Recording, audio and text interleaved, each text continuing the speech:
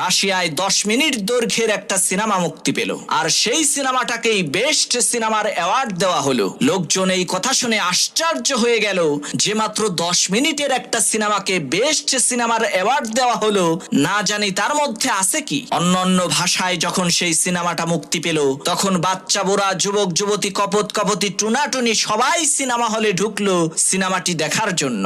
ঘরের একটা সিলিং আর একটা সিলিং ফ্যান দেখানোর মাধ্যমে সিনেমাটি শুরু হলো এবং 6 মিনিট পর্যন্ত শুধুমাত্র সেই একটা জিনিসই দেখানো হলো, ঘরের সিলিং আর সিলিং ফ্যান। তখন সিনেমা হলের সমস্ত লোকজন চিৎকার চেঁচামেচি শুরু করে দিল এবং রাগে আর গোস্বায় সিনেমা হল থেকে বের হয়ে যাওয়ার সিদ্ধান্ত নিল। তখন হঠাৎ করেই সিনেমার দৃশ্যপট পাল্টাতে লাগলো। আস্তে আস্তে ঘরের সিলিং আর ফ্যান থেকে দৃশ্যটি সরে ঘরের ফ্লোরের দিকে আসতে লাগলো। তখন সকলেই দেখতে পেল একজন 10-12 বছরের বাচ্চা ছেলে সেই ঘরের সিলিং আর